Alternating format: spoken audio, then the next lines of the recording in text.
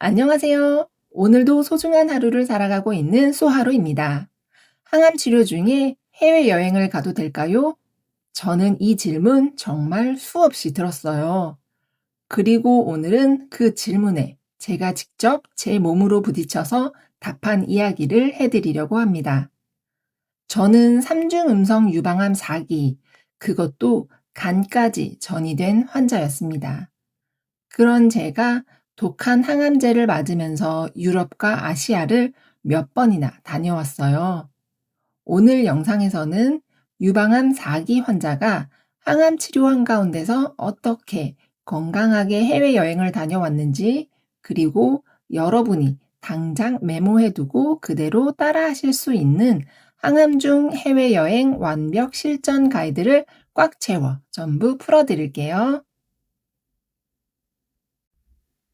처음 그 암담한 진단을 받았을 때, 그리고 그 독한 항암제를 몸에 들이부을 때마다 제 머릿속을 가장 끈질기게 괴롭혔던 질문이 하나 있었어요. 내가 과연 다시 여행을 갈 수 있을까? 내가 사랑했던 그 예쁜 세계의 거리들을 내 두 발로 다시 걷고 다시 만날 수 있을까? 솔직히 말씀드리면 그때는 3중 음성 유방암 4기의 생존율이 지금보다 훨씬 낮았습니다. 지금이야 감사하게도 좋은 신약들이 많이 나와서 생존율이 훌쩍 뛰었지만 그때의 저는 어쩌면 내게 남은 시간이 정말 얼마 없을지도 모른다는 냉정한 현실을 마주하고 있었거든요. 동전의 양면처럼 언제든 뒤집히면 나는 세상에 없을 거라는 무거운 생각을 늘 안고 살았어요. 죽음을 염두에 두고 준비했고 언제든 떠나도 아쉽지 않도록 마음을 다잡고 있었습니다. 원하지는 않았지만요. 주위 사람들과 사랑하는 가족들은 당연히 극구 만류했어요. 항암 중에 여행을 간다고? 미쳤어? 제정신이야? 절대 안 돼. 위험해. 하지만 저는 그 만류를 뿌리치고 떠났습니다. 다시 없을지도 모르는 그 소중한 시간을 병실 침대가 아니라 제가 사랑하는 세상 속에서 보내고 싶었으니까요. 저는 파크리탁셀 항암제를 맞으면서 정말 많은 곳을 다녀왔어요. 파리, 런던, 니스, 클래식한 빈과 동화가 떴던 할슈타트, 그리고 에딘버러의 아름다운 골목길들, 또 가까운 홍콩과 도쿄, 치료 때문에 후쿠오카도 정말 자주 드나들었어요. 비록 머리카락이 빠져서 답답한 가발을 쓰고 떠난 여행이었지만 낯선 공항에 내리는 순간 정말 신기한 일이 일어났어요. 그곳에서는 제가 아픈 암 환자가 아니었어요. 아무도 저를 환자로 바라보지 않는 그 낯선 거리에서 저는 잠시나마 암에 걸리기 전 평범했던 소하루로 돌아간 것 같은 완벽한 시간 여행을 했습니다. 환자가 아닌 일반인의 마음으로 거리를 걷는 그 기분이 얼마나 자유롭고 행복했는지 몰라요. 하지만 그렇게 행복하게 여행을 하다가도 문득문득 가슴이 저려올 때가 있었습니다. 예쁜 테라스에서 아무 걱정 없이 해맑게 웃고 있는 다른 일반인 여행자들을 바라볼 때였어요. 그 사람들을 보면서 저도 모르게 눈물이 주르륵 흐르더라고요. 나도 저 사람들처럼 아픔 없이, 두려움 없이 진짜 해맑게 웃고 싶다. 환자가 아니라 그냥 평범한 사람으로 웃고 싶다. 제발 지금 내가 보고 있는 이 눈부신 풍경이 내 인생의 마지막 여행이 아니길. 그렇게 속으로 수도 없이 기도하며 몰래 눈물을 훔쳤던 기억이 납니다.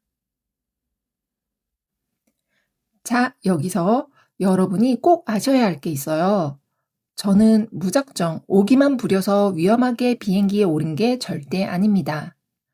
대문자 T의 ISTJ인 저는 제 몸을 지키기 위해 철저하게 계산하고 준비한 하나의 프로젝트로 이 여행을 냈어요. 첫 번째 핵심은 바로 치료 사이클의 골든타임을 찾는 것입니다. 저는 당시 파클리탁셀을 맞고 있었는데요. 이 약은 보통 4주가 한 사이클로 진행됩니다. 3주 연속 주사를 맞고 마지막 4주 차에 일주일 쉬어가는 휴약주가 있어요. 주사를 맞고 시간이 조금 지나 휴약 기간이 되면 면역 수치와 체력이 회복되면서 컨디션이 올라오거든요. 저는 바로 이 타이밍을 노렸습니다. 주치의 선생님과 정말 긴밀하게 상의했어요.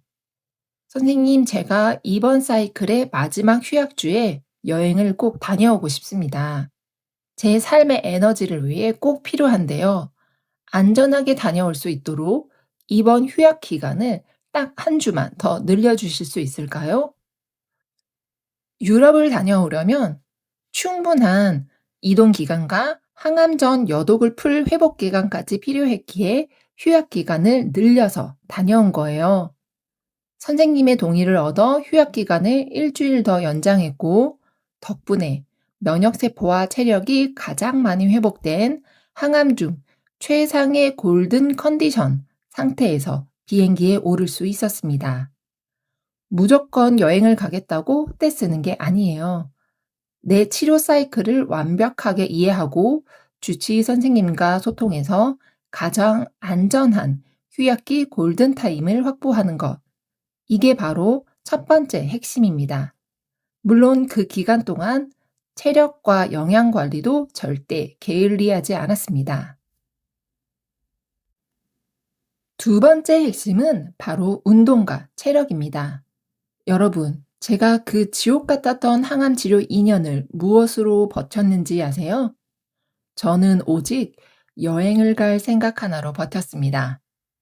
나는 반드시 나을 거야. 나아서 여행을 갈 거야. 뚜렷한 목표가 있었기에 독한 치료도 견딜 수 있었어요. 나 유럽 가서 유럽의 땅을 밟아야 돼.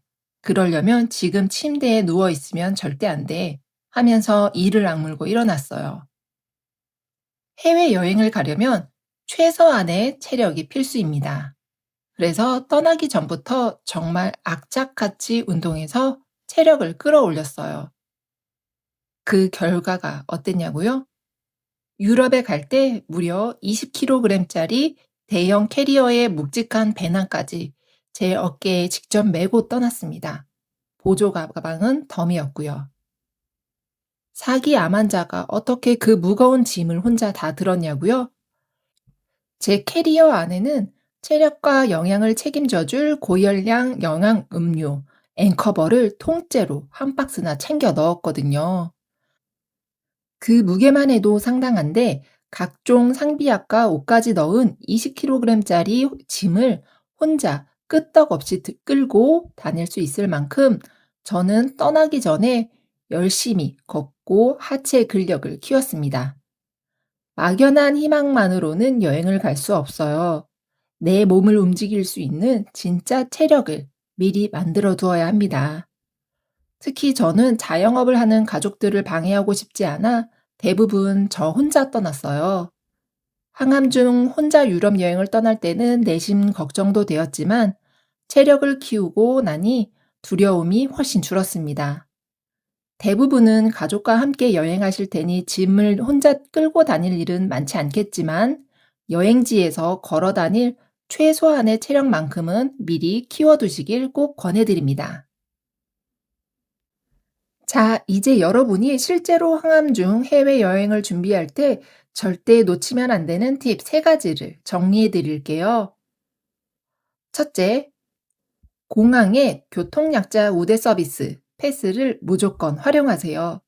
많은 분들이 잘 모르시는데 우리 같은 암 환자, 특히 항암 치료 중이거나 수술 후 회복 중인 환우는 공항에서 교통약자로 분류되어 보호를 받을 수 있어요. 출국하는 날 항공사 체크인 카운터에서 병원에서 발급받은 진단서나 소견서를 보여드리면 교통약자 우대 출입증을 발급해 줍니다. 이걸 받으면 인천공항에서 끝없이 줄을 서는 일반 출국장이 아니라 동반 3인까지 함께 이용할 수 있는 전용 통로, 교통약자 우대 출입구로 빠르게 통과할 수 있어요. 보안 검색과 출국 심사 대기 시간을 1시간 이상 아껴서 우리의 소중한 체력을 완벽하게 보존할 수 있는 정말 중요한 팁입니다. 둘째, 영문 진단서와 상비약은 과하다 싶을 정도로 챙기세요. 저는 당시 항생제를 먹으면서 파클리탁스를 맞고 있었어요. 그래서 혹시 모를 감염이 가장 두려웠습니다. 그래서 해열제, 진통제, 소화제, 지사제 같은 비상약을 넉넉히 챙겼고요. 현지에서 응급 상황이 생겨 병원에 갈 경우를 대비해서 제 암종과 치료 상태, 복용 약물이 적힌 영문 진단서를 주치의 선생님께 발급받아 항상 가지고 다녔습니다. 이 서류 하나만으로도 마음에 엄청난 안식처가 되어 주었습니다. 셋째, 여행지에서는 하루에 짧은 일정만 소화하기를 꼭 지키세요. 우리는 일반인처럼 오전 9시부터 밤 10시까지 찍고 도는 강행군 관광을 하면 안 됩니다. 체력이 떨어지면 호중구 수치가 낮은 분들은 감염 위험이 커지니까요. 사실 저는 이 원칙을 제대로 못 지켰어요. 정말 일반인처럼 여행하고 싶은 욕심에 아침 9시부터 야경까지 다 보고 오는 강행군을 펼쳤거든요. 다시 못 올지도 모른다는 생각에 욕심이 났었습니다. 그리고 그 대가는 여독과 컨디션 저하로 고스란히 돌아왔습니다. 여러분은 저처럼 후회하지 않으셨으면 해서 미리 말씀드립니다. 랜드마크만 여유롭게 둘러본 뒤 힘들면 언제든 숙소로 돌아와 낮잠을 자고 쉬어가세요. 쉬어가는 여유가 여러분의 여행을 훨씬 안전하고 완벽하게 만들어줄 거예요. 저는 여행 중에도 앵커버를 꼬박꼬박 마시면서 에너지를 보충했는데 이것 또한 큰 도움이 되었습니다. 그렇게 꿈 같았던 시간 여행을 마치고 한국으로 돌아오는 비행기 안. 사실 제 마음은 너무나 무겁고 아팠어요. 인천공항에 내리면 저는 자유로웠던 한 사람에서 다시 가발을 쓰고 차가운 병원 침대에 누워야 하는 암 환자 소아루로 돌아가야 했으니까요. 다시 환자가 된다는 현실을 마주하는 게 너무나 버겁고 힘들었습니다. 하지만 비행기 창밖을 바라보며 저는 마음을 바꿨습니다. 그래, 나 진짜 잘 버텼고 잘 해냈다. 한국에 돌아가서 다시 지옥 같은 치료가 시작되겠지만 악착같이 또 버텨서 내년에 무조건 또 비행기를 타러 오자. 그렇게 다음 여행이라는 또 다른 목표를 마음에 품으니 다시 환자로 돌아가는 그 차가운 현실까지도 의연하게 받아들일 수 있는 용기가 생겼습니다. 유럽의 어느 골목길에서 이게 내 인생 마지막 여행이 아니길 바라며 몰래 눈물을 훔쳤던 그 삼중 음성 유방암 사기, 간전이 환자가 지금 어떻게 되었을까요? 네, 살아서 지금 여러분 앞에 이렇게 건강하게 있습니다. 저는 현재 삼중 음성 유방암 간전이 4기 10년 차, 휴약한 지 8년이 되었습니다. 그때의 저는 정말 오늘 같은 날이 올 줄 꿈에도 몰랐어요. 암 진단이 우리 인생의 끝을 의미하지 않습니다. 지금 당장은 체력이 안 돼서 비행기를 탈 수 없더라도 절대 조급해하지 마세요. 우리 동네 예쁜 공원을 산책하는 것도 집 앞 카페에서 따뜻한 햇살을 받는 것도 여러분만의 훌륭한 시간 여행입니다. 하루하루 내 몸을 믿고 체력을 키우며 오늘을 살아내다 보면 상상조차 못했던 찬란한 내일의 여행이 반드시 여러분을 찾아올 거예요. 제가 증명했고 이제 여러분 차례입니다. 여러분이 건강을 되찾고 가장 먼저 떠나고 싶은 여행지는 어디인가요? 오늘 이야기가 힘이 되었다면 구독과 좋아요로 응원해 주시고요. 소아루가 여러분이 그곳에 서는 날까지 진심을 다해 응원하며 함께 걷겠습니다. 눈부시게 빛나는 여러분의 오늘을 응원합니다. 오늘도 정말 고생 많으셨습니다. 힘내세요. 감사합니다.